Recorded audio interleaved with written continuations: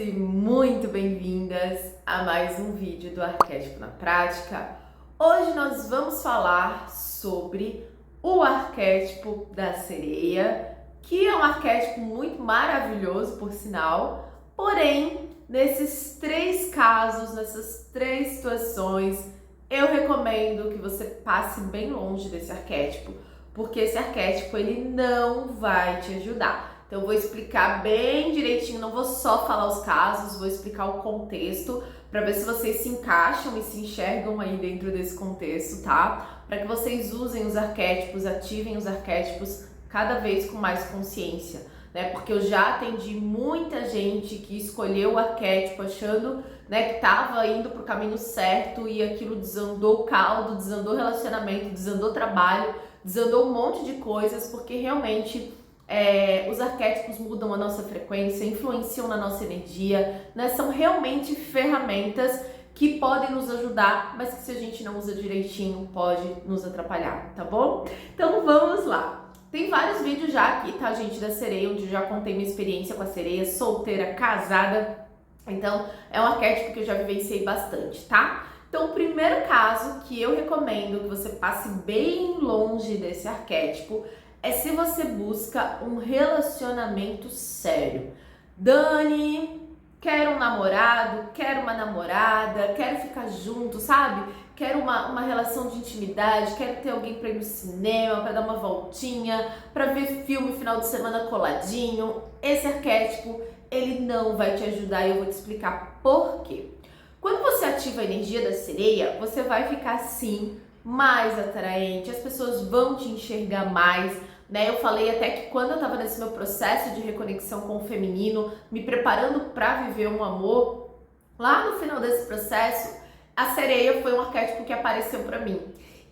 E foi uma fase da minha vida que eu conheci outras pessoas. Então assim, você vai se relacionar com outras pessoas, tá? Não é por conta do outro que não vai te enxergar. Você vai ficar uma mulher, você vai se tornar uma mulher, uma pessoa que vai atrair olhares, que vai despertar desejo. Então eu contei, né? Eu morava num hostel nessa época e sim, eu fiquei com outras pessoas e era muito um lance assim, de final de semana. E sempre tinha alguém que dizia, ai Dani, vamos embora pra minha cidade que eu quero namorar. E eu não tava nessa fase que eu queria namorar, né? Eu queria realmente ser vista, porque eu fiquei um tempão em São Paulo que eu não ficava com ninguém, que eu não dava beijo na boca. Eu dizia, gente, eu quero ter alguém pra conversar, pra ir jantar, pra fazer alguma coisa, pra ir nem no cinema, sabe?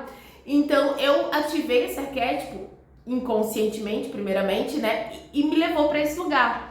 Só que você não vai querer, você vai achar legal ser notada, vai rolar aí uns beijos na boca, vocês vão ficar, só que você não vai se interessar a ponto de querer cultivar algo mais sério com essa pessoa, tá? Então não é por conta do outro. Então se você quer essa coisa do pega, mas não se apega, um contatinho de vez em quando, uma coisa, sabe, pra se divertir, ok. Mas se você quer, minha filha, relacionamento sério, passa bem longe desse arquétipo, que esse arquétipo ele não vai te ajudar, tá? E no terceiro caso, você vai entender melhor essa primeira situação aqui, tá? Quando eu te explicar a terceira situação, você vai poder confirmar que ele não vai te ajudar para relacionamento sério, tá?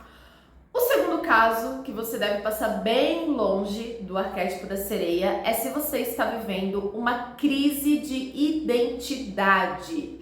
Dani, o que é uma crise de identidade? Me explica melhor isso. Sabe aquele momento que a gente não sabe direito quem a gente é, o que a gente quer? E geralmente essas crises de identidade, elas acontecem, elas podem acontecer de forma aleatória, mas tem alguns acontecimentos na nossa vida que fazem a gente tentar entender quem a gente é agora.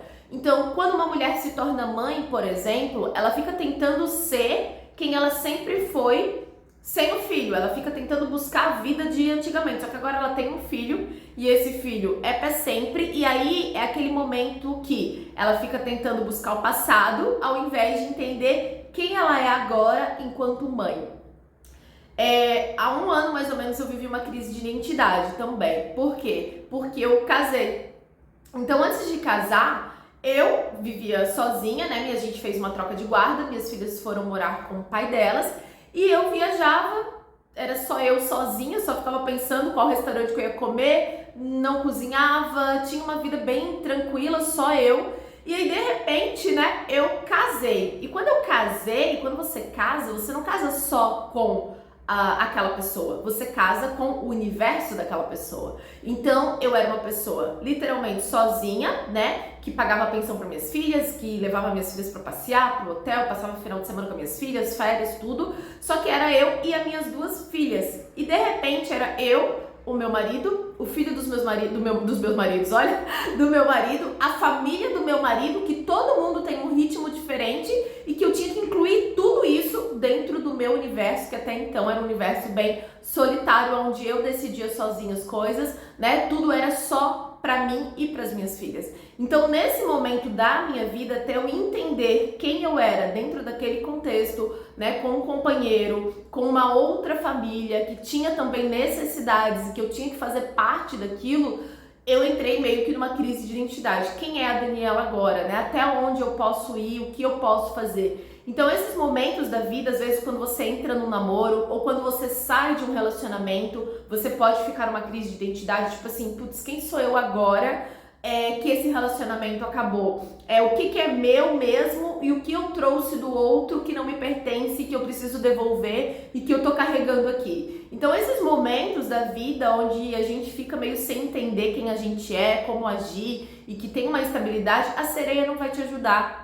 Porque ela já traz consigo essa energia de crise de identidade, porque metade dela é peixe, metade dela é humana. Então, uma das sombras da sereia é essa instabilidade. Então, se você está vivenciando uma crise de identidade, né, seja porque você entrou num relacionamento, porque você saiu de um relacionamento de anos, que você estava acostumado a fazer tudo com aquela pessoa, e agora quem sou eu sem aquela pessoa? O que eu faço no final de semana sem aquela pessoa, né? Então, quando você se torna mãe, aí agora tudo com uma criança, ir no supermercado, tudo que você faz com uma... Então, são momentos de crise. Quando a minha filha faleceu também, eu vivi uma crise de identidade, né? Porque até então eu era mãe do tempo integral, a creche e tal. A minha primeira filha, ela morreu com 1 aninho. Então, uma criança com 1 ano, ela consome todo o teu dia, né? Uma mãe com uma criança de 1 ano, a criança tá na creche, você tá pensando, em casa, e é mamadeira, e é um universo que te consome. De repente, minha filha faleceu. Caramba, e agora?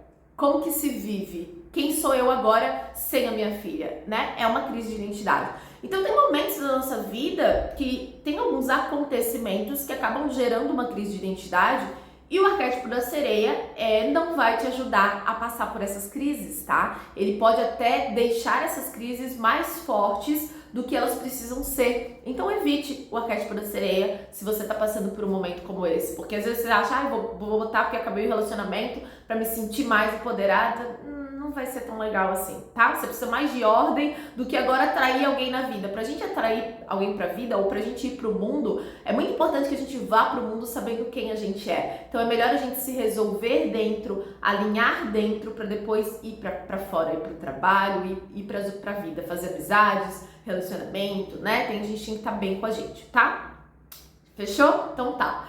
E o terceiro caso que você deve evitar o arquétipo da sereia, né? Passe bem longe, é se você já está num relacionamento, tá? Eu já atendi muitas mulheres que vinham, ai Dani, porque eu quero me sentir mais atraente pro meu marido, mais envolvente, mais sedutora, eu quero melhorar minha autoestima, eu quero aumentar minha vaidade.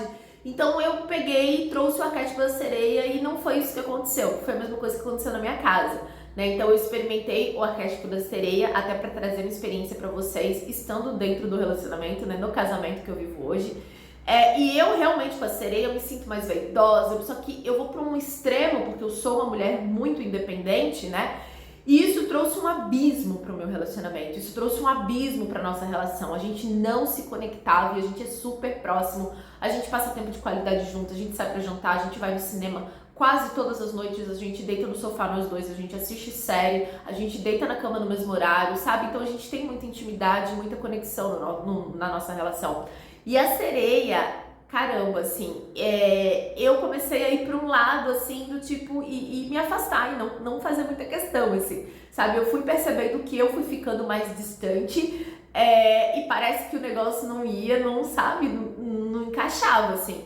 Então, não é um arquétipo que vai te deixar envolvente e que vai trazer união, né? Diferente de Cleópatra, Nefertiti, dentro de um casamento, traz uma sedução mais madura que gera conexão, mas não um afastamento. Então, se você é casada, eu, sinceramente, não recomendo, a partir de tudo que eu estudo e aprendo sobre o arquétipo da sereia, não recomendo que você ative o arquétipo da sereia no casamento, tá bom? Então é isso, se vocês gostam de vídeos assim, vocês cliquem em gostei, que é uma forma de eu saber, se inscreve por aqui e a gente se vê amanhã, se você tá vendo esse vídeo na quinta, ou na quarta, ou na terça, porque aqui a gente tem vídeo de segunda a sexta, 8h15 da noite, tá? E se você quiser mais conteúdos meus, tem o Clube dos Arquétipos, que lá tem vários conteúdos sobre como ativar, como lidar com a sombra, quais os arquétipos que a gente não consegue desativar. Tem muito conteúdo no Clube dos Arquétipos e aqui na descrição tem um link pra vocês, tá bom? A gente se vê no próximo vídeo.